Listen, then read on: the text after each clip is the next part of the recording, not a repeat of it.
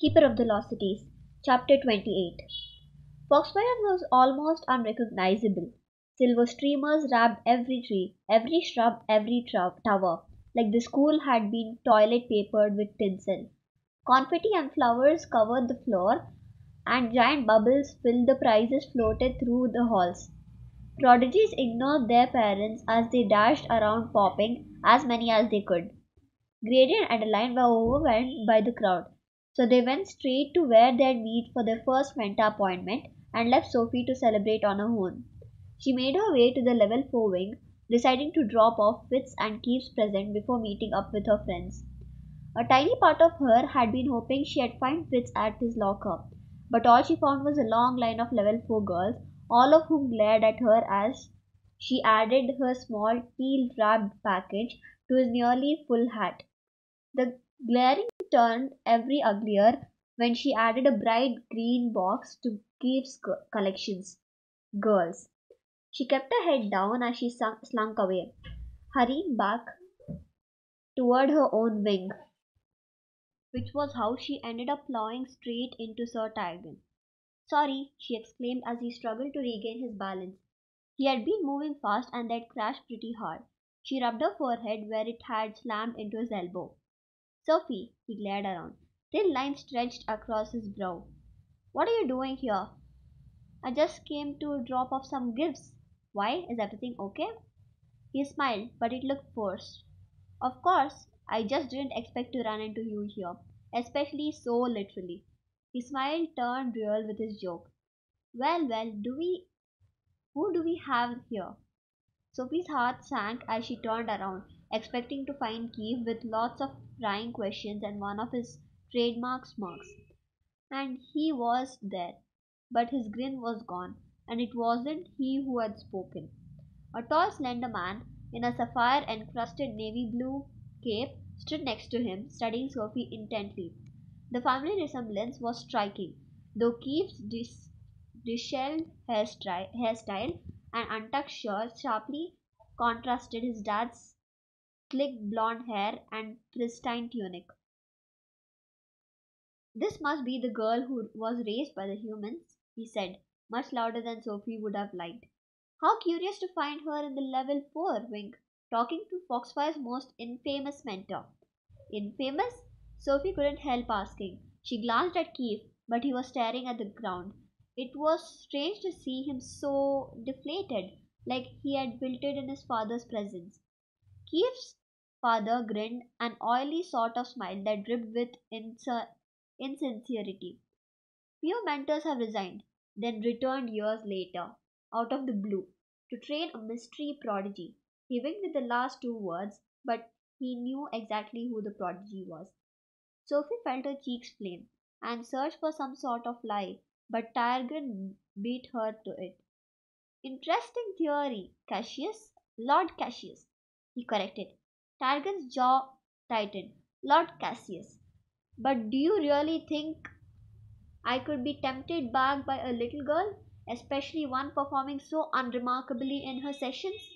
She knew he didn't mean it, that Targan was only trying to keep her telepathy hidden, but the words still stung a lot. Come on, Dad, Keith said, looking at Sophie, not his father. His eyes radiated the apologies he couldn't say. I'm sure Sophie had somewhere she needs to be.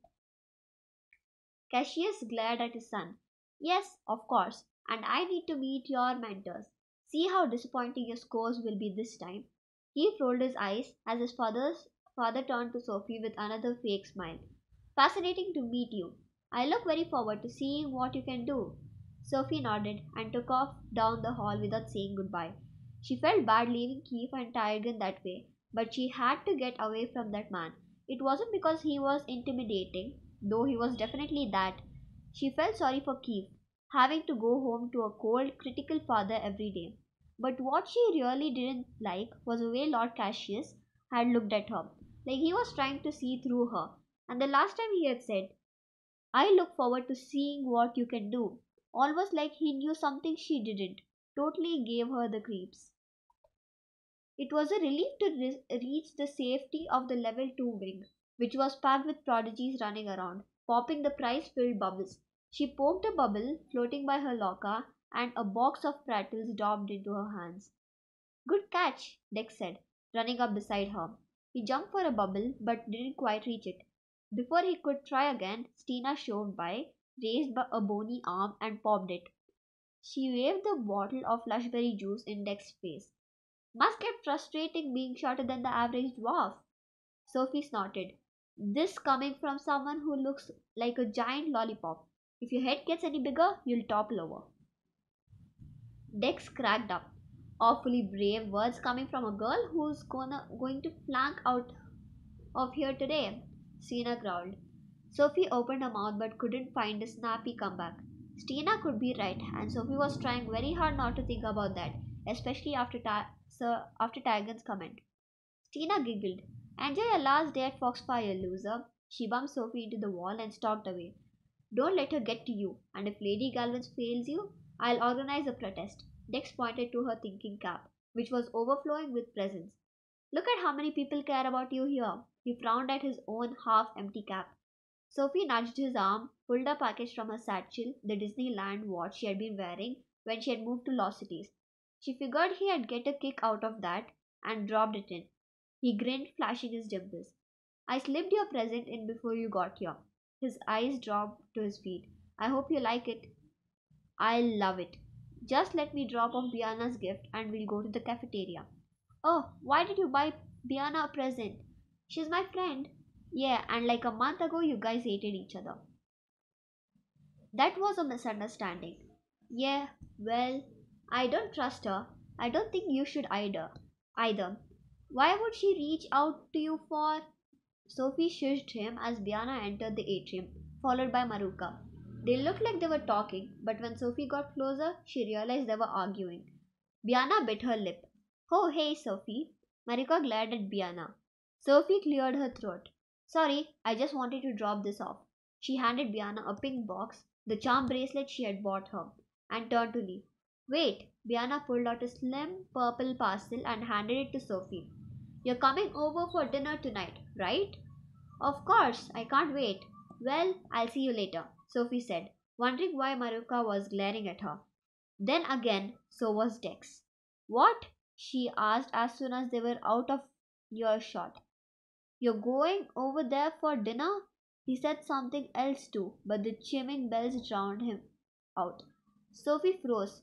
The bells signaled the start of parent mentor conference, which meant Grady and Adeline were finding out right now if she was going to stay at Foxfire. Dex dragged her to the celebration fest in the cafeteria, but Sophie couldn't relax, even surrounded by friends. The bells chimed every 20 minutes. Four had already passed, which meant in 20 minutes, Grady and Adeline would know if she had failed alchemy. Her palms were so damp she struggled to unwrap her present.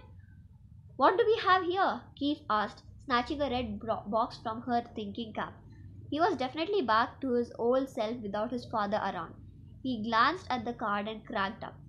Dear Sophie, I really enjoyed our dance, and I hope we can do it again sometime. Love, Valen. Her face burned as everyone at the table laughed, even Fitz. Who's Valen? Dex asked. Vice president of the Sophie Foster fan club. Don't worry, I'm president, so I'll take care of her. He winked as he tossed the present back to her. Go on, open it.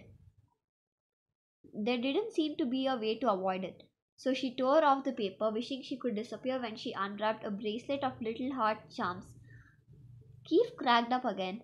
Oh, Foster has a boyfriend. She does not, Dex snapped. You don't, right? She shook her head so hard her brain rattled. I'm just teasing. Sheesh. Keith nudged Dex's arm, then grinned at Sophie. Interesting. What? Dex asked. Which one's your gift, Dex? Sophie interrupted. She didn't have to be a mind reader to know what Keith was going to tease Dex about. Dex glared at Keith as he grabbed a small package wrapped in plain white paper and handed it to Sophie. Sorry, we didn't have any ribbon. Please, I can't still believe you made me something. She tore through the paper and gasped. My iPod! She tapped the screen and the gadget sprang to life. Yeah, he pointed to a green rectangle about the size of his fingernails set into the back. It's solar powered now, and it has a speaker in case you don't want to use those ear thingies. She stared at Dex for a minute, so amazed she wanted to hug him. She knew Keith would have a field day though, so she fought the urge. This is amazing, Dex. How did you do it? He shrugged, pink coloring his cheeks. Well, thank you. Best gift ever. I dunno, Keith interrupted. You haven't opened mine yet. She bit her lip, a little afraid of what Keith might give her. Which one's yours? Your hat was overflowing, so it's waiting in your locker. How did you get in my locker? I have my methods. She shook her head in disbelief as Marilla shoved a box wrapped with crooked green paper into her hands. Open mine next. Marilla gave her a variety pack of flavored air, plus she got a ton of candy from prodigies she barely knew. Diana gave her a set of edible lip glosses, and Jency had given a speckled spider snapper, a plant that fed off spiders. Clearly, he didn't know how to shop for girls. The only real disappointment was Fitz's gift. He gave her a riddler, a pen that only writes the words of a riddle until someone writes the correct answer. It was kind of cool, except he also gave one to everyone else. She had spent forever trying to find him something personal, settling on a miniature albertosaurus covering in deep violet feathers. She knew it was silly, but it reminded her of the day they met, and in the card she thanked him for showing her what dinosaurs really looked like. Fitz giving her a fancy pen, especially the same fancy pen he gave everyone else, made it seem like he hadn't thought about her at all. But maybe he hadn't. He hardly looked at her gift when he opened it, too distracted by the tunic Keith gave him, which had, I know what you're thinking, and you should be ashamed of yourself, embroidered across the front. She tried not to let her bother her. The door burst open and parents streamed in. Sophie couldn't breathe as she scanned the faces, desperate to find Grady and Adeline. Dex squeezed her shoulder and told her it would be okay no matter what, but she barely heard him. She had found Grady and Adeline, and their faces were unreadable, so they searched the room, not seeing her as she shoved toward them. She was halfway there before she locked eyes with Grady. A huge grin lit up his face. You passed! He shouted over the crowd. A hysterical laugh erupted from his lips as she ran the rest of the way and threw her arms around them. When her brain caught up, she wondered if she had crossed a line, but their arms wrapped around her, and when they let her go, their eyes were misty. I really passed? She asked, needing to hear it again. Even alchemy? You got a 79 on your purification. Still room for improvement, but within passing range. She squealed, hugging them again. Grady grinned. I'm sensing you're happy about this. She laughed so hard, tears streamed down her face, but she didn't care. She passed. She could stay at Foxfire. Sure, she still had to face Bront and the council in 5 months about permanent enrollment, but right now she was going to celebrate. She raced back to the table and threw her arms around Dex. I couldn't have done this without you. His face was tomato red when she let go, and she couldn't help giggling. Everyone congratulated her, except Keith, who leaned in and whispered, Told you so, when his dad wasn't looking. All her friends had passed their exams. In fact, it looked like most of the school had. A few parents had to comfort sobbing prodigies, but everyone else was tossing confetti and partying. Unfortunately, that included Stina. Her face twisted into a sneer when she noticed Sophie celebrating. Then she rolled her eyes and stomped away. Sophie giggled. She wanted to stay for the party, but she could tell Grady and Adeline were a little overwhelmed. She ran back to the atrium to pick up Keith's gift so she would be ready to go home. Inside a locker, she found a giant box of mood candy, a small black cube, and a note. For the mysterious Miss F. If you don't relax, this candy will always taste bitter. So snap out of it and try to stay out of detention. K. The candy tasted like sugar plums, and inside the black cube, she found a round silver pendant with a cobalt blue crystal in the center. The candy turned sour. Since when did Keith give her jewelry? He didn't like her. She wouldn't finish the thought. There was no way a guy like Keith would ever could ever. Why was she thinking about this? Marella's boy's craziness might be rubbing off on her. It was just a necklace. He probably gave them to all the girls. She didn't know what to do with it, so she shoved the pendant to the back of the locker and was glad she didn't see Keith before she left. She needed to figure out how to thank him for such a strange present. Thankfully, Keith didn't bring it up at the dinner that night. He was more interested in teasing her about Valen, or teasing Fitz about all the girls who gave him crush cuffs, wristbands embroidered with their names, hoping he'd wear them and show the whole school like he liked them. Sophie couldn't decide which was more annoying. Halfway through the feast of epic proportions, a dark haired guy rushed into the room and sank into an empty chair. He was a vanisher, blinking in and out of sight with every step. Sorry I'm late, Mom, he said as Della bought him a platter of food. I got held up at customs. Mom? Fitz and Vienna had an older brother? How did she not know that? Same wavy hair, same square jaw, but he had Della's pale eyes. He was also ridiculously good looking, but he clearly worked hard to look good. Every hair was gelled to perfection. He was built like he went to the gym twice a day, and his ornate cap was immaculate. Not as over the top as Lady Galvin's, but headed that direction. You must be the famous Sophie Foster, he said, smiling at her. I'm Alva. She ignored Keith as she snickered at the word famous. I didn't realize there was another brother. I see my family talks about me a lot. No, I'm sorry, It's fine. That's what I get for moving out of sight, out of my mind. He winked at Della. I guess I need to stop by for dinner more often. We know you're busy, Della told him, rumpling his hair as she bought him a glass of fizzleberry wine. Yeah, busy juggling two girlfriends, Keith interrupted. Alva grinned. Three. Three? Della's voice was as horrified as her expression. Alva, that's awful. Are you kidding? It's awesome. Keith corrected. You're my hero. Alva beamed and Della glared at both of them. How are things with the Orges? Alden asked Alva, changing the subject. Drama. They're not happy about the smoke. Like it's our fault the humans can't put up their piddly little fires. I can't believe they haven't learned to make quick snuffs yet. What fires? Sophie asked, not missing the way Alden tensed at her question. Just some wildfires, Alden answered after a second. Yes, Alvar added, swallowing his wine in one gulp. And they're certainly not worth sending emissaries to investigate. He shot Alden a pointed look. Sophie's breath caught. Alden had told her he was only sent to investigate suspicious thing. And they burning white hot again? Yeah, how did you know? Alvar asked, frowning. Never mind, Alden interrupted. And why have you been keeping an eye on me? He asked Alva. I tend to do that when I hear my father's off chasing imaginary enemies. Please tell me you don't buy the conspiracy theories. Certainly not with proof. Certainly not without proof. Alden's voice was hard. But you would be a fool to believe it's not a possibility.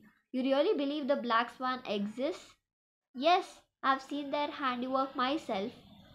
Sophie watched them stare at each other, wishing she were allowed to read their minds.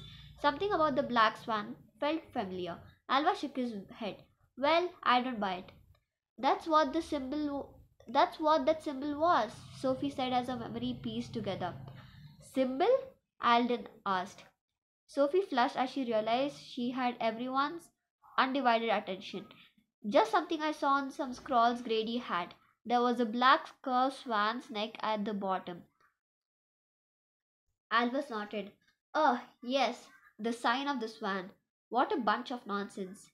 Alden said something, but Sophie's raising heart drowned out his words. The sign. The curve of the swan's neck matched the pattern of fires that wrapped around San Diego. Quinlan had even called it the sign, which meant the fires had something to do with the black swan. whatever that was. What's Project Moonlark? She asked quietly. Alden dropped his fork. How do you know that term? It was on the scrolls. Grady was surprised I could read it. He said the words were written in cipher runes. The silence felt so heavy it pressed on her shoulders, but she held Alden's gaze waiting for his answer. That's classified, he finally replied. Sophie sighed. She was getting tired of important things being classified. It's also a hoax, Alvar added. But what's this about a cipher? And what would Grady have scrawls about the Black Swan?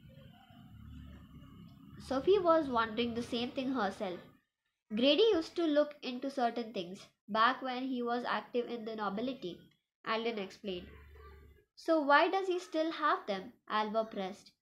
And why was he reading them so recently? Sophie wondered. Enough, Alva. This conversation is over, and everything that's just been said is classified.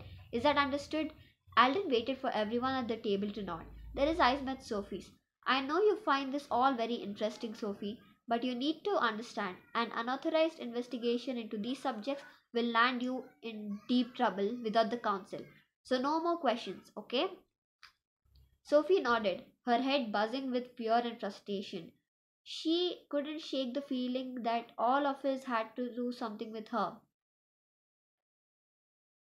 Maybe even with how her brain could do such weird things. But she had too much to lose. Too many things the council could take away if she upset them. So she took a deep breath and focused on her plate. Keith nudged her. Earth to Foster. Della asked you what you're doing over the break. Sorry, she shook her head, trying to snap back to the present. I'm not sure yet. I hope you'll spend some time over here. Alden glanced at Biana. Biana nodded. Anytime she wants to come over, then I'll be here as much as I can, Sophie said, glad for the excuse. She may not be allowed to look into whatever was going on, and she may not be allowed to read Alden's mind, but maybe she could find something out just by being around. It was the best plan she had.